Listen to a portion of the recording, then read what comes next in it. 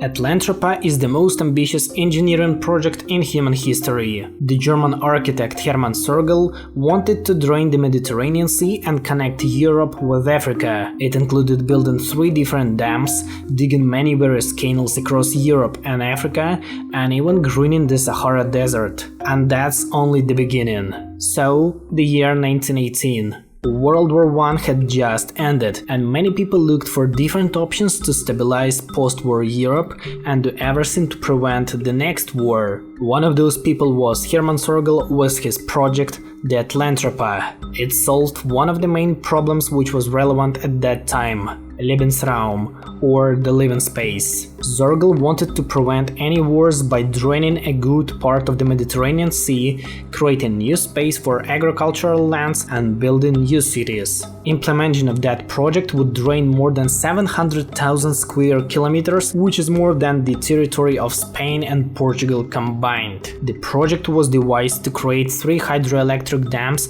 at the key points of the Mediterranean Sea, which are the Gibraltar Strait, the Sicily Strait, and the Dardanelles Strait. This would divide the Mediterranean Sea into the western and eastern parts. The western part would drop by 100 meters and the eastern part would go down by 200 meters. And that would have changed the landscape of Europe forever. Everything sounds good before you start calculating and modeling that plan. At first, the distance between the straits. Okay, the gap between the straits of Dardanelles is slightly more than 1 kilometer. In general, it's difficult to build such a dam, but it's possible. However, the Strait of Sicily is a completely different type of problem. The widest part of it is 145 kilometers, and the maximum depth is 316 meters. Can you even imagine the amount of concrete and money needed to build it? And what if something goes wrong? What if someone decides to blow it up? What if one day the dam collapses? No one could answer that question.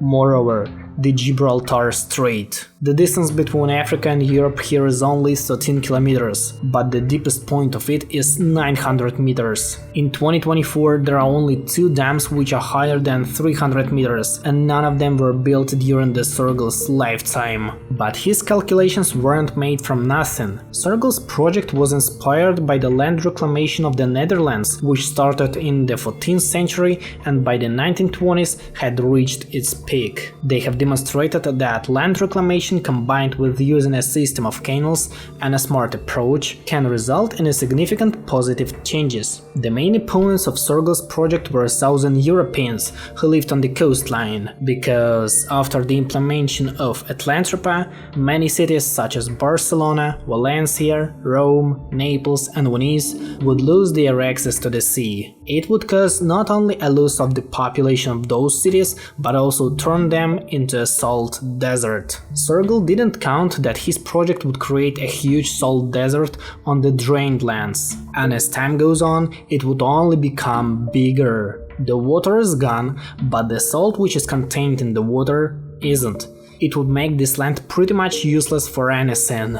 The soil would be too salty to plant anything on it, and even the canal system wouldn't change much. Sorgel promised that most of cities wouldn't lose their value because they would be connected by canals with the land that is still covered by water, so they would be still able to function as they did before. One of the prime examples is the Venice Canal, which would connect this great trade city with everything that was left of the Mediterranean Sea. Now here's the scene. The nearest coastline would be as far away as Montenegro. Moreover, even the Suez Canal would have to be extended due to the land reclamation. But draining the Mediterranean Sea was only the beginning. The next step was to flood Africa and create the Sahara Sea. Here is the basin of River Congo, where he planned to build a dam, which would cause flooding the nearest area and creating a Great Lake of Congo in the middle of Africa. The next step would be flooding the basin of River Chad, which would create another Great Lake in Africa. Right after, they would dig various canals from the Mediterranean Sea and the Great Chad Lake that would not only green the Sahara Desert, but create the so-called Sahara Sea. By doing that, most of Africa would be comfortable for the Europeans to live, so the African migration revolution would be only the matter of time. Plus,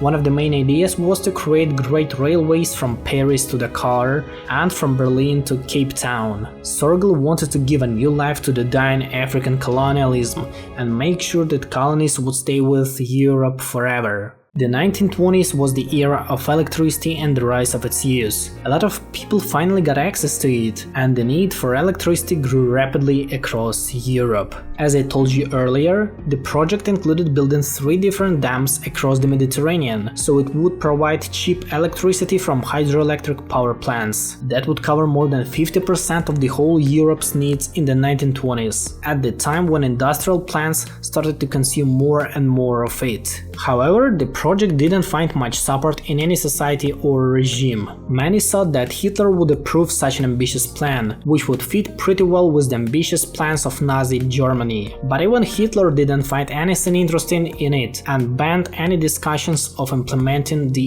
Atlantropa project. Only after the fall of the Third Reich, Sorgel started to promote his plan again. During his lifetime, he wrote many books on that topic. He died in 1952.